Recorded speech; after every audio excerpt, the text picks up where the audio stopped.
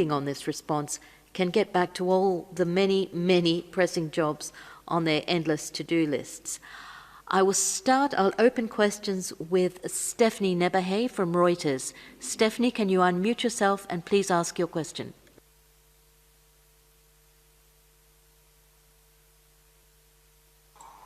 Yes, thanks for taking our question, please. From Reuters, recommendations for testing, and said that people who are asymptomatic for COVID may not need to be tested. This appears to, it reverses its previous position, recommending that people who are close contacts all be tested. So could you perhaps comment, please, on whether you think that is a wise policy, and whether it goes against your recommendations, or whether you have concerns about it, please? Is the U.S. out of step? Thank you. So thank you, Stephanie. I will begin, and maybe Mike would like to add on this. So WHO has issued guidance on testing strategies for how to use testing as part of the control strategy for the COVID-19 pandemic. We've outlined guidance for countries that are at different stages of their outbreak, whether they have a small number of cases or a large number of cases. And it's up to the countries to adapt that testing strategy to the needs of the country, depending on the capacities that they have, depending on the intensity of transmission that they have. What we've outlined are strategies to actively find cases. And so we have recommendations to test suspect cases. And in situations where it is feasible and is possible, to expand testing where necessary, to really look for the cases so that they could be isolated and that contact tracing can ensue. So there are different types of guidance that WHO has put out on this, including the normal laboratory guidance that we have. We have additional considerations for different prioritization of testing depending on your intensity of transmission. And we have investigation guidance. So for the specific example of cluster investigations, testing may need to be expanded to look for individuals who are on the more mild end of the spectrum or who may indeed be asymptomatic. But again, what's really important is that testing is used as an opportunity to find active cases so that they can be isolated, and so that contact tracing can also take place, where you identify all of the contacts of a known case and that they can be quarantined. And this is really fundamental to breaking chains of transmission.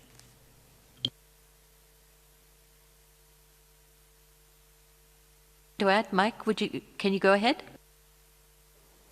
No, I think Maria has covered it extremely well. I think the primary purpose of testing is to confirm whether a suspect case has the disease or not, and many countries are focused on that. And as Maria said, that allows us then to begin the process of contact tracing to those confirmed cases. So it's really important that testing turnaround. It's not necessarily how many tests you do. It is important that the rate of testing is kept high, but it's also the speed at which those tests are turned around. Getting results back a week or 10 days after the test is done really causes a difficulty, because then you can't do effective contact tracing. So the most important part of a testing strategy is to decide who you're going to test, focusing on those suspect cases, and then getting those people tested and getting those results back as quickly as possible, and initiating the public health actions, either in terms of isolating or quarantining contacts, carrying out cluster investigations. And as Maria said, in those situations, particularly where there have been a cluster of cases, broader testing of other people who may have been exposed and who may be carrying the disease, may have it asymptomatically or be pre-symptomatic, then there is a rationale for testing those people, because you will tend to get a higher return. But broad-based, population-based testing at this point in most countries is not really that useful. It absorbs huge amounts of resources, and you have to have a huge capacity to do testing in order to do that. So we need to focus on testing the right individuals. We need to focus on maximising the testing within clusters, and we need to focus on the quality of that testing and the speed of turnaround of that testing. And then what happens next? Testing is one thing. Testing is one part of the process. It's what happens when you test, how quick the result comes, how quick the investigation happens, and how quickly you can intervene to shut down chains of transmission. Sometimes we get too focused in on the act of testing itself. It's a vital part of a very important chain of activities that helps us to suppress this virus. Thank you very much, Dr. Van Kerkhoff and Dr. Ryan. The next question goes to Josephine Ma from the South China Morning Post in Hong Kong. Josephine, please unmute yourself and ask your question. Thank you for taking my question. My question is related to WHO groundwork team to China in July. Has the team proposed to go to Wuhan, and can confirm to us that the team has been staying in Beijing throughout the 3 weeks there, and why didn't they go to Wuhan? And I'm also interested, like, if the date of the coming future WHO mission to China been fixed yet. Are they going to Wuhan, and will they meet the earliest patients in Wuhan? Thank you. Thank you, Josephine. I think Dr. Ryan will be able to answer that question. Yes, thanks, Josephine. And yes, the primary purpose of the advance mission to China was to work with Chinese scientists and authorities to scope out the full terms of reference for an international mission that will have multinational, disease and multidimensional expertise on such an international team. That team will assist in phase 1 and in phase 2 studies. Phase 1 studies will focus on epidemiologic studies in Wuhan, focusing on the chains of transmission in Wuhan and establishing likely hypothesis for the animal-human species breach. And then subsequently, phase 2 studies will go into much more detail on the animal-human side of things. So in that sense, the two-phased approach is very important. An international team is being pulled together right now, and many countries have expressed interest in participating in that. We're also reaching out to partners in the Global Outbreak Alert and Response Network to ensure that we get the best possible expertise online to be able to work with our Chinese colleagues and counterparts. Dr. Tedros has written to Minister Ma, laying out our understanding of the terms of reference, and moving forward now with the international team and getting that team ready for deployment, notwithstanding the necessary quarantines in Beijing in order to work with the authorities there. They had to spend 2 weeks in quarantine just outside Beijing, and then had worked remotely with colleagues there, and then had a week in Beijing. And we look forward to having a team on the ground. And yes, it is our expectation that an international team will visit Wuhan and will engage in supporting and collaborating with our Chinese colleagues on the necessary studies to understand the origins of this virus. Thank you very much, Dr. Ryan. The next question goes to Laurent from Swiss News. Laurent, please unmute yourself and ask your question. Can you hear me? Very well. Please go ahead.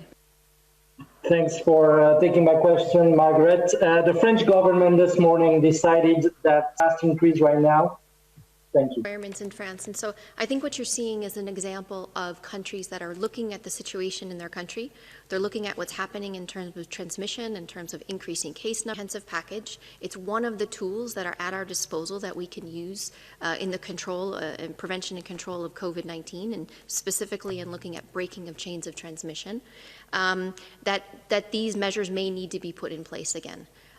So with the use of masks, the recommendation, is to ensure that you use masks when you can't do physical distancing, because I think one of the things I really want to highlight here, and what I'm becoming a little bit concerned about, is where I'm seeing the use of masks, we're seeing that people aren't really adhering to the physical distancing anymore. Even if you're wearing masks, you still need to try to do the physical distancing of at least 1 meter, and even further if you can. So it's not just masks alone. It's not just physical distancing alone. You've heard the DG say this many, many times. It's not just hand cleaning alone. Do it all. We're hopeful that these are targeted, these are time-bound, and these are really specific to where they are needed. Thank you, Dr. Van Kerkhoff. And can I supplement there, Margaret? Because I think another point that Dr. Tedros made in his speech is that we also need to be cognizant, as countries regionalise their response down to provincial or state or county level, then you may find that there are different measures in place in different parts of the country. That doesn't represent a least disruption to normal life that they possibly can. And that may mean that you have one measure in one area and 5 kilometres up the road, different measures in place. And that can appear confusing. And if governments change their policies too often and don't communicate them, then there can be confusion on the ground. So it's really important as governments shift their strategies and policies, and they do have to do that to get more precise in their measures, that they're also able to communicate them and communicate the reasons for the changes and the reasons for the evolution of the response, so people understand why something is happening, they understand the purpose of that, and then they also have the capacity and the time to put in place the necessary changes to local actions and local activities. Dr. Van Kerkhove. The next question comes from Nina Larson with Agence France Presse. Nina, please unmute yourself and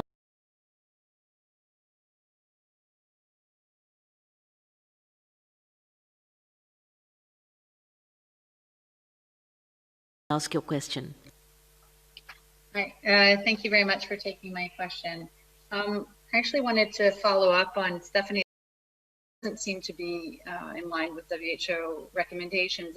Could you say clearly if asymptomatic people who have been exposed should get tested? And are you concerned that this policy shift in the US could lead to increased? I will repeat what I've said before. I think what is really important and what Mike has reiterated as well is that when we have as part of our testing strategy is where cases are. So our recommendations are to test suspect cases, and we have definitions for those, and we have definitions of contacts and who contacts are of confirmed cases, and make recommendations that contacts, if feasible, should be tested regardless of the development of symptoms. The focus, though, is on those that do develop symptoms. You have to remember our guidance is global, and so we put this out for all countries. We also have investigation guidance out for clusters. And so when you have outbreaks, it's really important that when you're looking specifically for targeted investigations around clusters, that you expand the capacity for testing to look for cases that fall on that mild end of the spectrum and may have asymptomatic infection. Our goal here in breaking chains of transmission is to find where cases are. And we know that people who have symptoms transmit, and we know that people who don't have symptoms can transmit the virus as well. So it is important that we find all cases and that the actions that we take in finding those cases through contact tracing, we ensure that the contacts of those known cases are in quarantine. This is how we break chains of transmission. These are really critical aspects of bringing outbreaks under control. And I think that it is important that as testing, that is part of that strategy, in addition to all of the other measures that need to be put in place, that in situations where it is feasible to be able to expand testing, that is done. But as Mike has also pointed out, it's not just the testing itself, it's getting an answer back quickly, making sure that you have a rapid turnaround to when an individual gets a test if they know if they have that virus or not. And Dr. Aylward has something to add. I think sometimes when we're struggling to communicate a concept, that perhaps an example might help. And I remember this famous story from the U.S. It was this wonderful. There was this famous bank robber who finally got caught, a guy called Willie Sutton. And when he got caught, they asked him, well, why do you rob banks? And he looked at them a little befuddled, and he said, well, because that's where the money is.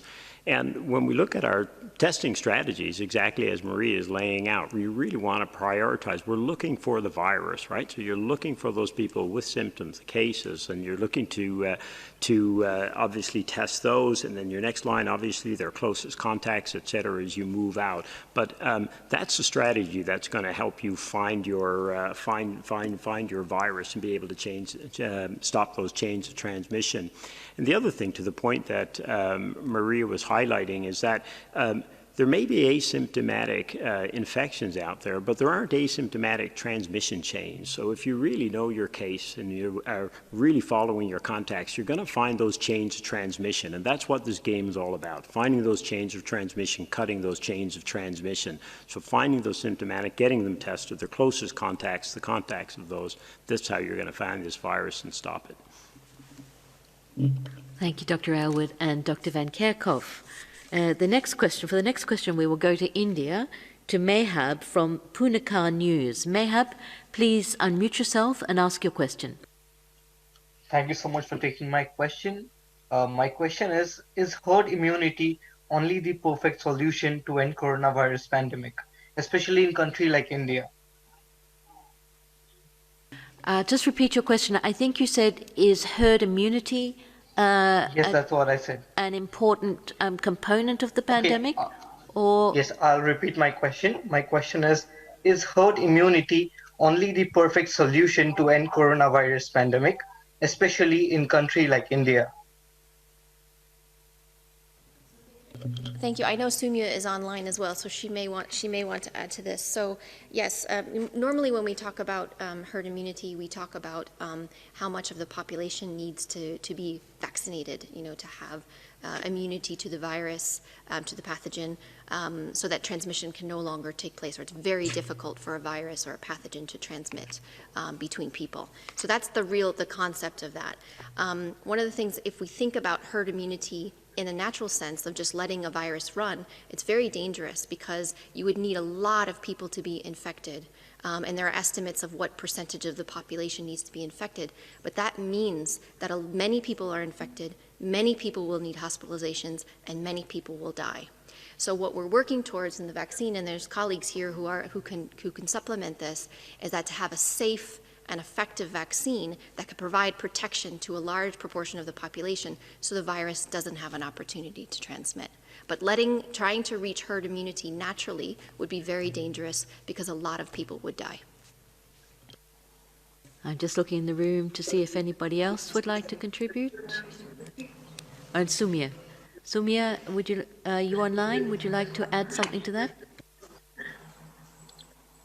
I think Maria's exactly explained, why it's important to think about population immunity with respect to a vaccine, because there really hasn't been any infectious disease that has been controlled just by allowing natural immunity to happen. So apart from the fact that it would take a very long time, because we've seen from all the sero surveys around the world that on average, 5 to 10% of people have antibodies, which means that they've exposed to the virus and they've recovered from it.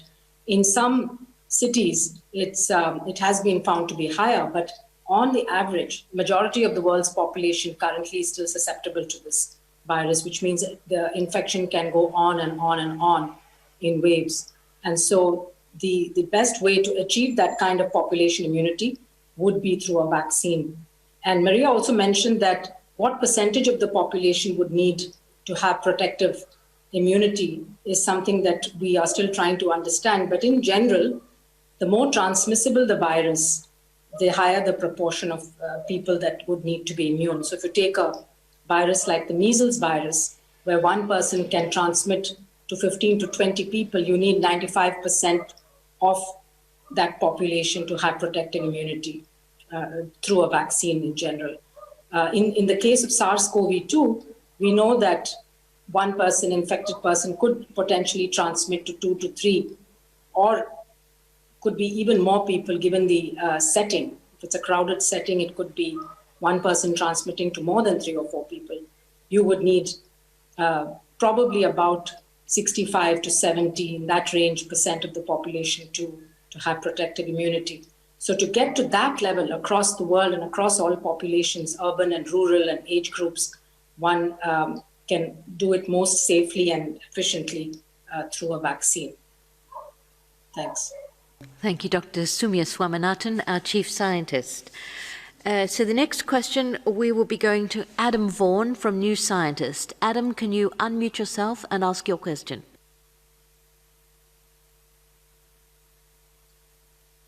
Hi, thanks for giving me the chance to ask a question. It was just related to the question earlier on about face masks in Paris.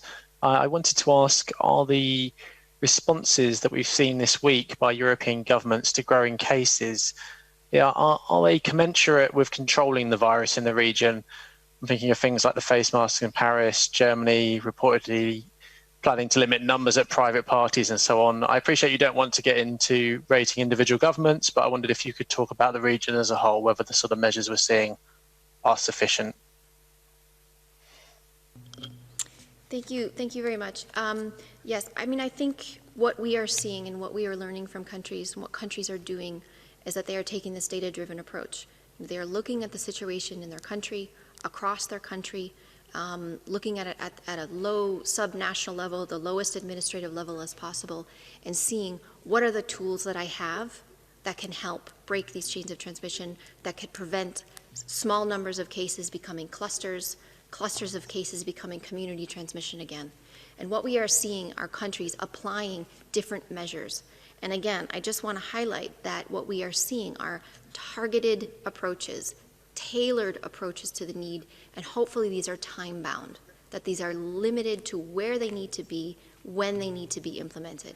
You mentioned the use of masks in certain settings, mentioned the use of limiting the size of gatherings. I think all of these are different tools that may need to be applied.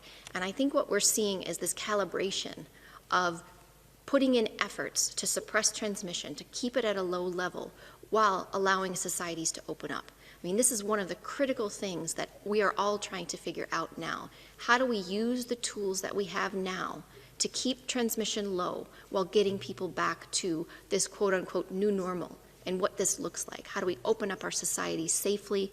We resume activities, but we keep transmission low. And I think this calibration of applying some in a time-bound and a targeted and a tailored way is the right approach. We will see, and countries will see. Again, we need to support governments, we need to support countries, we need to support communities, we need to support individuals in the application and the adjustment of these. We will go through some changes, and being able to communicate this in a clear way so that everybody understands what they need to do as individuals, in families, in communities, and at a national level is really, really critical going forward. So I think we're in an adjustment period, but we're using the tools that we have. And this is really important. We have tools that we can use, and governments are using them. Thank you very much, Dr. Van Kerkhoff. I see no other interventions in the room. So for our next question, we go to Theo Golden from Bloomberg. Theo, could you unmute yourself and ask your question? Hi there, thank you so much for making time for me. A study published this week in the Nature Research Journal showed the different T-cell responses could be the cause of disparities in disease outcomes between males and females. Is the WHO exploring a recommendation of sex-dominant vaccines and therapies going forward on the back of this research? Thank you, Theo. Dr. Van Kerkhoff will ask your question. That's a very specific question. We are looking at the T-cell response, and there are a number of research groups that are looking at a T-cell response and what this means, and if there is cross-protection or cross-reactivity with the other human coronaviruses. We are also looking at the different risk factors that put an individual at a higher risk of either infection or at developing disease. With that information together, that's how we develop policies. That's how we develop guidance going forward. And so it's trying to pull all of that together. And it comes from studies, individual studies that come out in the context of everything else that is becoming available. And when there are still unknowns, we commission research, we ask for more research to be done. So I think I will leave it there. Thank you, Dr. Van Kerkhoff. I think Dr. Sumia might have something to add. Yeah, just to add to that in terms of vaccine policy, I think this is a very interesting question. And as the phase 3 trial results come in, it would be obviously important to analyze the data, disaggregated by age, by sex, and by some of the other comorbidities that impact on outcomes, including on mortality. We do expect some vaccines will perform better in older people compared to younger people. There are some vaccines which will have a better safety profile and can be used in women of reproductive age or women who are pregnant. And then some may be more suitable for children. So there would be those differences which would be important to study. And I think as we get data from the phase 3 clinical trials, the SAGE, which is the advisory group on vaccines, will look at those and make specific policy recommendations for each candidate based on those characteristics. Thank you very much, Dr. Sumya Swaminathan and Dr. Van Kerkhove. Now we've got somebody who's waiting up very late, Latika Burke in Sydney from the Sydney Morning Herald, Australia. Latika, please unmute yourself and go ahead with your question. Thank you very much. I'm not staying up too late. I'm based in London. Thanks for your question. I want to go back to the earlier question regarding access to Wuhan. And Dr. Tedros, if you wouldn't mind answering this, please. Is it your intention to go to the Institute of Virology? There have been criticisms in the Financial Times article today from Australian MPs saying that your conduct to date regarding this investigation in the phase 1, and I take into account what Dr. Ryan said, is about not wishing to offend China. So what assurances can you give those who are pushing for this inquiry that it will be conducted in line with the intention of those who wanted it? We'll start with the answer. We'll start with Dr. Mike Ryan on this one. Oh no, Dr. Tedros is going to. Sorry, he's up first. It's okay.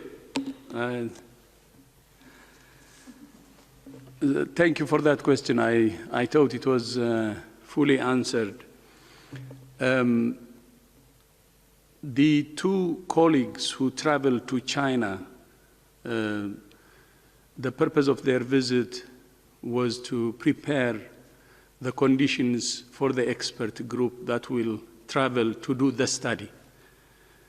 So the two colleagues who traveled from Geneva to China, they didn't have a plan even to study, to start the study, but rather to develop the terms of reference and to prepare the conditions so that the international group can have its terms of reference and other things it needs to start the study.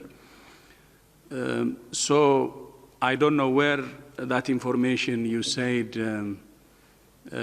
came from, but it was not their intention to start the study, and they had no plan to travel to Wuhan. Meaning, basically, when the travel to Wuhan is required is when the study starts based on the terms of reference. And during that time, when the international group the international experts are put together, then of course, naturally, they will travel to Wuhan to start the study. Because it's the basics of inquiries like this to start the study from where the first report came. And the first report of the virus came from Wuhan. So the group, when it starts to study, the international group, it goes to Wuhan and it starts its studies from there. So that's how it will happen. So Mike said about the two phases. So the trip of the two colleagues was to prepare for the two phases. So officially, the study will be started by the international expert group, actually, of course, helping Chinese counterparts. So that's the situation, the preparatory, then the two phases, and I hope the study will proceed as planned. I have seen also some articles, I think, which are wrong and with some, unfounded whatever information.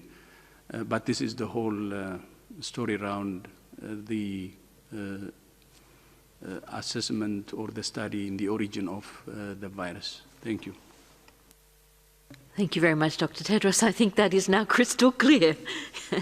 Dr. Ryan, do you want to add anything? Or I think Dr. Tedros has really covered it.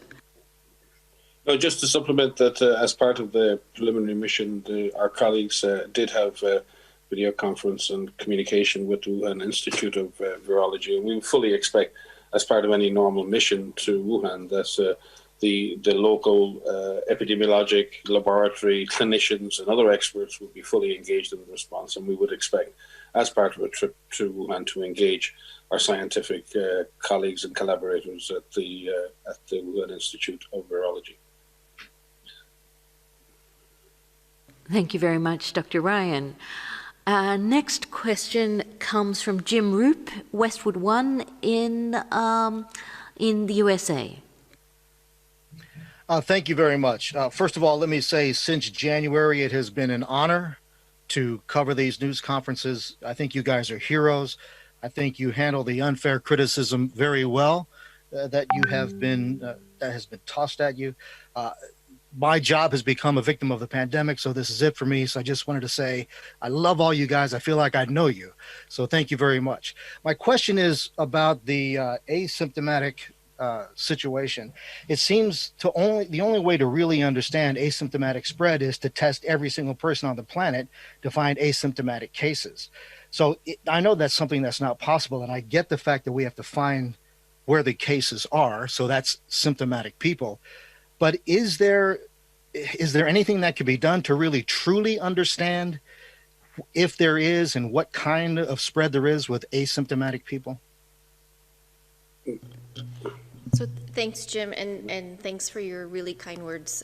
It's very appreciated by all of us. So yes, I mean, I think, there are different ways that we can really better understand transmission, and we don't have to test everybody on the planet. It's just not feasible. The way that we really learn about how transmission is happening, like the modes of transmission, and then when transmission is happening, like for example, when someone during the course of their infection transmits, comes through specific investigations. There's different investigations that can happen. One is through the contact tracing. And there are some countries that are testing all of their contacts, and they're doing really detailed case contact investigations. We have a protocol that we have released called the FFX, the first few X cases, or the first few 100 cases, which we've developed over the last 10 years with many partners, including in the UK. They use this study regularly for flu, where you test your cases and you test your contacts. And then you look at what is the attack rate, what is how often is transmission occurring between a known case and the contacts, and then you follow those contacts onwards and onwards. And that's a really detailed investigation. That doesn't have to be done in every country and in every location, but if that type of study is done in a handful of locations really, really well, we can get detailed information. Another type of investigation that can happen are called outbreak investigations, where you have these clusters. So for example, if you're having a cluster in a closed setting, we've seen some really, really detailed studies in the expat dormitory outbreaks that were happening in Singapore. And in that situation, they increased their testing capacity to look at the extent of infection in that population. And there, they broadened their testing to look at where is the virus and who has this virus. And in that situation, have identified asymptomatic cases as well. So again, there are different types of settings, there are different types of studies that can be done that could help us to better understand this. But really testing everybody on the planet, it's just not feasible. So what we focus on is finding the active cases. If we really start with the symptomatic cases, even if we start with those and we do a really good job of testing the symptomatic cases, and you isolate them, you find their contacts, there may be some cases among those contacts. We know that the reproduction number, if left to spread, could be 2 to 3, so you may find additional cases among those contacts. If they are quarantined, we break those chains of transmission. Then you can follow. So I think there are lots of different ways that we can get this information through specific studies, but just to reiterate, they don't have to be done in all countries all over the place. If they're done really well in a handful of locations, we can get detailed information about how many asymptomatic infections there may be, and then we can make some estimates, and then we can look at transmission from asymptomatic individuals, from pre-symptomatic individuals, and from symptomatic individuals. And in fact, those studies are being published now. So there are really good studies that are coming out looking at addressing this. Thanks, Maria. I think Dr. Ryan has something to add here. Just to support what Maria said, I mean, the primary function is to test symptomatic cases, but the tactical use of a case can be used to try and shut down transmission. And if you have relatively, in order to support a more intensive testing regime in a particular area for a particular purpose. But that testing has a purpose. The purpose is to shut down a known cluster, a known chain of transmission or chains of transmission in a given area. Broad-based, population-based testing, just on like a screening testing for everybody, is number one, very difficult to achieve. Number two, but in the current context of the availability of testing, if we can't test enough newer tests coming online, and certainly some of the newer antigen-based tests, these more rapid tests that can be done at home, and Bruce may speak to this. We're working through our lab networks and working with the ACT Accelerator and the diagnostic consortium in the accelerator with the group FIND and with the Global Fund, looking and evaluating antigen-based tests, which are much more easy to administer, can be done at home. And in a situation like that, if we can get to having cheap, widely available, validated, reliable testing, then we could introduce broader-based testing as part of our tactical strategic response. We're not there yet, but Bruce may want to comment on how soon we may get there. But none of this comes cheaply, and all of this testing costs. And many, many countries simply do not have the resources to expand their testing to everybody in the population. Bruce, you may have a follow-up on that. Dr. Aylward does have a follow-up. Well, I do now. Thanks, Mike. I think the worst thing that could come out of a conversation like this is a headline that says, global testing not feasible, because that's not what we're saying. What we're saying is global testing is not the efficient way to tackle this disease. And we want to be efficient and go after the virus, as we've said repeatedly, and Mike and Maria have laid out so clearly. And also, remember, broad-based testing, if you know your cases and you've got a quarantine and a tracing system in place, it's unnecessary as well. There are other ways to chase and find who is infected with this. And finally, it can be problematic because, for the reasons I think Maria mentioned earlier, people have a sense that, okay, great, I'm not infected, when in fact you're incubating the virus as well, right? It gives you a picture at a point in time. So we've got to, again, we've got to be smarter than the virus and use all that we know about it to trace, track, and then break those chains of transmission. And to Mike's point, we've relied on PCR, and you've heard all the problems that we've had. It's hard to scale sometimes, especially when you have really intense transmission in the area. So one of the things that, one of the big thrusts of the ACT Accelerator has been to try and evaluate all those tests that are coming out. And there's some great work being done by groups like FIND, the Foundation for Innovative New Diagnostics. And what they're trying to do is evaluate every one of these in different settings to try and identify among this huge number where are the real gems that are going to give us the kind of breakthroughs we want in this rapid testing. And the last couple of weeks, and you may have seen some announcements in the news over the last couple of days, it looks like, from our side, there may be some tests now that are hitting the level of sensitivity and specificity that you can get much more rapid testing. We hope to get those more operational testing of those, and certainly later this year, beginning of next year, to really get a big shift in how we can expand testing and make it more rapidly available. It'll take a couple of months to get there, but the real trick was, breaking some of the technical challenges to the rapid diagnostics, and that's looking better. But even then, we want to be clear, right? Because people often compare these like to a pregnancy test, and think about it that way. Who takes a pregnancy test? Well, people who think they might be pregnant. I haven't taken one and probably won't. But the reality is, similarly with these rapid diagnostics, you really want to be targeting them to people who may be infected or may have been exposed. This is where you're going to get the bang for your buck. So you really want to be as efficient as possible. It's not only an issue of feasibility, it's really an issue of efficiency when you're chasing a virus like this.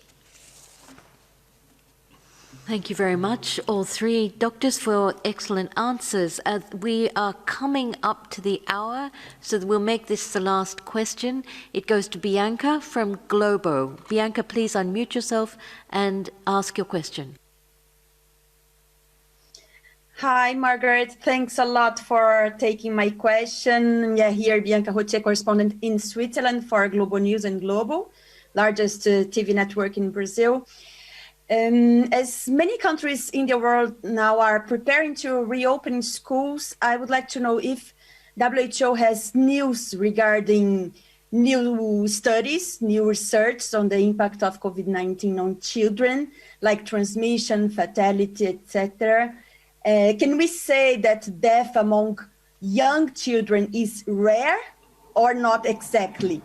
And what are the recommendations regarding kids, especially in a country like Brazil? Because I remember that WHO has said that the impact of extended education disruption in Africa could be worse than the virus itself. Every day.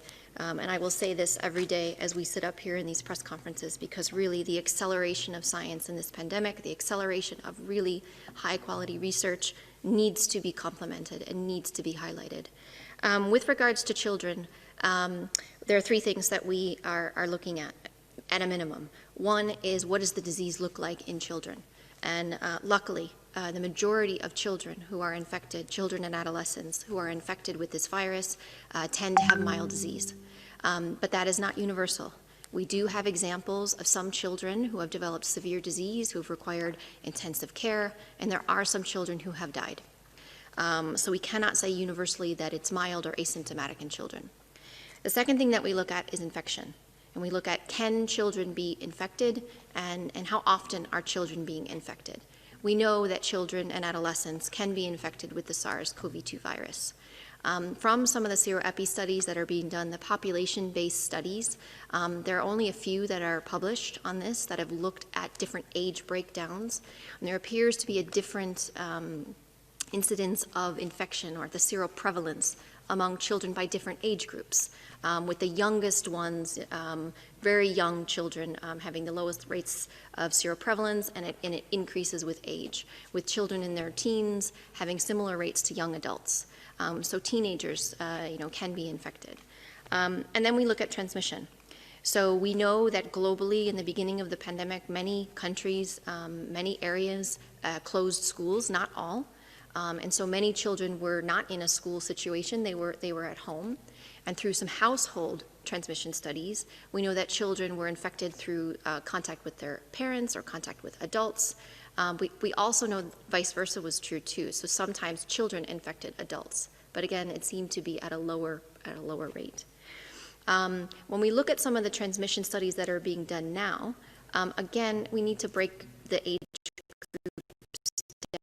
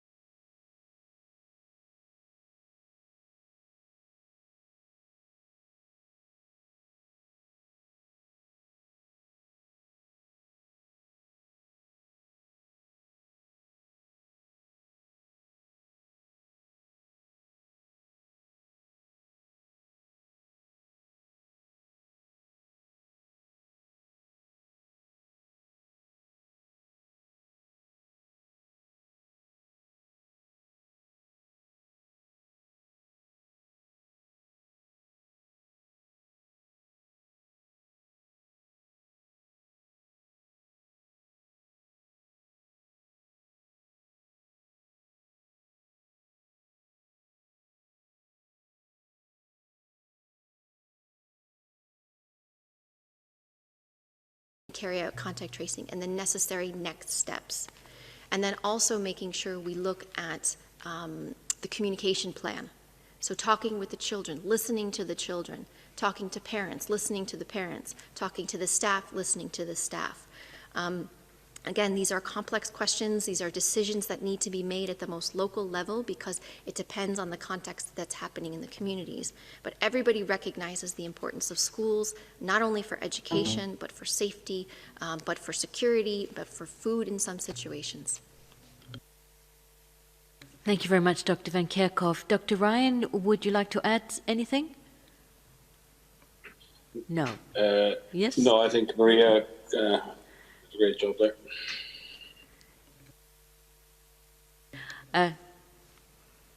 So with that, we will conclude this press briefing.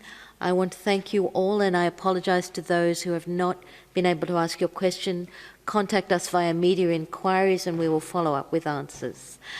I'd also like to say we'll miss Jim Roop very much and thank him for his great work and support, and also thank everybody in the media who is doing extraordinary work to get the right information out to people. The importance of your work cannot be underestimated, and we appreciate it.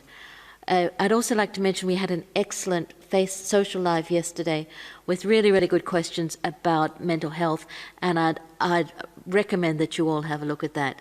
And now I'll hand over to Dr. Tedros for final words. No, just to say thank you, join you in thanking all those who have joined today, and look forward to seeing you in our next presser. Thank you so much. All the best.